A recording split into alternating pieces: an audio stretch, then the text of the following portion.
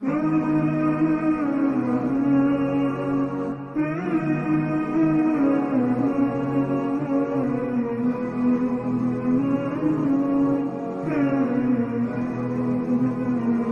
للہ وحدہ والصلاة والسلام علی من لا نبی بعدہ اما بعد اعوذ باللہ من الشیطان الرجیم بسم اللہ الرحمن الرحیم وَإِذْ قَالَ رَبُّكَ لِلْمَلَائِكَةِ إِنِّي جَاعِلٌ فِي الْأَرْضِ خَلِيفَةً قَالُوا أَتَجْعَلُ فِيهَا مَن يُفْسِدُ فِيهَا وَيَسْفِكُ الدِّمَاءَ وَنَحْنُ نُسَبِّحُ بِحَمْدِكَ وَنُقَدِّسُ لَكَ قَالَ إِنِّي أَعْلَمُ مَا لَا تَعْلَمُونَ صدق اللہ العظیم۔ یہ سورۃ البقرہ کی آیت نمبر 30 ہے۔ یہاں سے لے کے آگے کی کچھ آیتوں تک اللہ تعالیٰ نے اپنے سب سے پہلے نبی اور سب سے پہلے انسان حضرت آدم علیہ السلام کا تذکرہ فرمایا ہے۔ وَإِذْ قَالَ رَبُّكَ، اور جب تیرے رب نے فرشتوں سے کہا، للملائکتی، فرشتوں سے فرمایا، انی جاعل فی الارض خلیفہ، کہ میں زمین میں خلیفہ بنانے والا ہوں، نائب بنانے والا ہوں۔ قالو، تو فرشتے کہنے لگے، اتجعل فیہا، ایسے شخص کو کیوں پیدا کرتا ہے جو زمین میں فساد کرے، ویسفک الدماء، اور اس میں خون بہائے، ونحن نسبح بحمدک، اور ہم تیری تسبیح اور حمد بیان کرتے ہیں، ونقدس لک، اور تیری پاکیزگی بیان کرتے ہیں۔ اللہ تعالیٰ نے فرمایا، قال، اللہ تعالیٰ نے فرمایا، انی اعلم، بے شک جو میں جانتا ہوں، ما لا تعلمون، تم لوگ نہیں جانتے۔ اس آیت کے اندر اللہ تبارک و تعالیٰ اور فرشتوں کی بات چیت ہو رہی ہے۔ دیکھیں، اللہ تعالیٰ نے فرشتوں سے فرمایا کہ میں زمین میں اپنا نائب بنانا چاہتا ہوں۔ اللہ تعالیٰ کی یہ بات فرشتوں کے اوپر اپنا مقصد، اپنا فیصلہ ظاہر کرنا تھا، فرشتوں سے مشورہ کرنا مقصد نہیں تھا۔ یہ بات جو اللہ تعالیٰ فرشتوں سے کہہ رہے ہیں، فرشتوں سے مشورہ نہیں ہو رہا ہے، فرشتوں کی رائے نہیں مانگی جا رہی، بلکہ پروردگار تو ان ساری باتوں سے بہت اوپر ہے کہ وہ کسی سے رائے مشورہ کرے۔ اللہ تعالیٰ نے اپنا فیصلہ سنا دیا کہ میں نائب بنانا چاہتا ہوں۔ نائب مطلب میں شریعت کے احکام اس کو دوں گا اور وہ زمین کے اندر اس کو نافذ کرے گا۔ تو فرشتوں نے فرمایا، یا اللہ، تو ایسی مخلوق کو کیوں پیدا کر رہا ہے جو زمین کے اندر فتنہ اور فساد مچائیں گے اور خون بہائیں گے؟ یہ بات یاد رکھیے گا، فرشتوں کی یہ بات کہ اللہ ایسی مخلوق کو کیوں پیدا کر رہا ہے جو زمین میں فساد مچائیں گے؟ ہم آئے تو صحیح تیری تسبیح کرنے کے لیے، تیری پاکی بیان کرنے کے لیے۔ فرشتے اللہ تعالیٰ کی بات پہ اعتراض نہیں کر رہے تھے، اعتراض کر بھی نہیں سکتے، اور نہ اپنی بڑائی مار رہے تھے، اپنا استحقاق بیان کر رہے تھے، یہ بھی نہیں ہے، بلکہ فرشتوں کو کسی ذریعے سے پتہ چل گیا تھا کہ جو مخلوق پیدا کی جا رہی ہے یہ اللہ تعالیٰ کی نافرمان بھی ہوگی۔ کیسے پتہ چل گیا تھا؟ اس کی وضاحت انشاءاللہ آگے آ رہی ہے، ایک آدھ دن میں آئی ہے آپ کے سامنے، فی الحال ابھی موٹی موٹی بات سمجھیں۔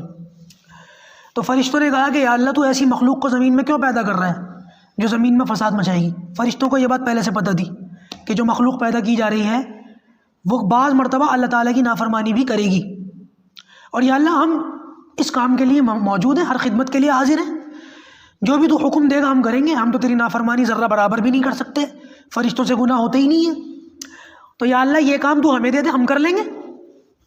میں پھر کہہ رہا ہوں کہ فرشتے اپنی بڑائی نہیں مار رہے تھے، اپنا حق ظاہر نہیں کر رہے تھے، بلکہ فرشتوں کو یہ بات پتہ تھی کہ جو مخلوق پیدا کی جا رہی ہے وہ اس لیے پیدا کی جا رہی ہے تاکہ وہ اللہ کے حکم کو، اللہ کے احکام کو زمین میں نافذ کرے، لیکن اس مخلوق کے اندر شر بھی ہوگا، شر کا عنصر بھی ہوگا، اور بعض مرتبہ وہ عنصر غالب آ جاتا ہے جس کی وجہ سے بندہ اللہ تعالیٰ کی نافرمانی کر سکتا ہے۔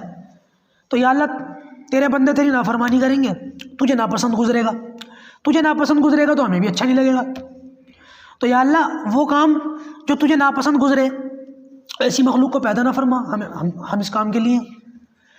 تو اللہ تعالیٰ نے یہ فرمایا کہ میں جو جانتا ہوں وہ تم نہیں جانتے۔ دراصل فرشتے یہ سوچ رہے تھے کہ اس انسان کے اندر شر کا پہلو بھی ہے تو یہ نافرمانی بھی کرے گا، اور اللہ تعالیٰ اس بات کو بہت پہلے سے جانتا تھا کہ یہی چیز انسان کے اندر ہونی بھی چاہیے۔ ایک انسان جو برائی کر ہی نہ سکتا ہو اس کا کیا کمال ہے بھائی؟ ایک انسان جو برائی کر ہی نہیں سکتا، ایک انسان ہے گونگا ہے، بول ہی نہیں سکتا، اب وہ یہ تھوڑی کہہ سکتا ہے وہ بڑے پرہیزگار ہیں، گالی نہیں دیتے، جھوٹ نہیں بولتے، ارے وہ تو بول ہی نہیں سکتا بھائی ہیں. ایک انسان بیچارہ بہرا ہے، سن ہی نہیں سکتا، اب اس کے بارے میں ہم یہ کہنا شروع کرتے ہیں بڑا پرہیزگار ہے تو گانے نہیں سنتا، یہ تو غیبت نہیں سنتا. یہ اس کا کمال نہیں ہے، یہ تو اس کی مجبوری ہے. فرشتوں کے اندر بھی یہ کمال نہیں تھا بلکہ فرشتوں کی یہ مجبوری تھی. انسان کے اندر برائی کا عنصر پیدا فرما کر برائی سے بچنے کا حکم دیا کہ انسان برائی کی طرف راغب ہو سکتا ہے پھر بھی برائی سے بچے گا. یہ اللہ تعالیٰ کی جو ہے حکمت تھی، یہ چیز فرشتوں کے اندر نہیں تھی. اچھا اب سوال پیدا ہوتا ہے کہ یہ چیز اس کام کے لیے جنات بھی تھے؟ اللہ تعالیٰ جنات کو پیدا کر دیتا، جنات حالانکہ پہلے سے پیدا تھے، جنات تو انسانوں سے بہت پہلے سے زمین پر رہ رہے ہیں، تو اللہ تعالیٰ یہ ڈیوٹی جناتوں کے ذمہ لگا دیتا، کیونکہ یہ عنصر تو ان کے اندر بھی ہے، برائی کر سکتے ہیں اور برائی سے بچتے بھی ہیں. لیکن اس کام کے لیے جنات بھی موضوع نہیں تھے. کیوں؟ اس لیے کہ جنات کے اندر برائی تو ہے لیکن برائی کا غلبہ ہے، انسان کے اندر برائی کا غلبہ نہیں ہے. انسان کے اندر برائی اور بھلائی دونوں کا پہلو برابر ہے، جبکہ جنات کے اندر برائی کا پہلو بھلائی سے زیادہ ہے. اسی لیے نہ فرشتوں کا یہ کام تھا اور نہ یہ جناتوں کا کام تھا، بلکہ اس کام کو، اس ڈیوٹی کو کون انجام دے سکتا تھا؟ انسان. اس کام کے لیے اللہ تبارک و تعالیٰ نے کس کو پیدا کیا؟ انسان کو. سجدہ کروایا ہے آپ کو، فرشتوں سے، آپ چھوٹی مخلوق نہیں ہیں.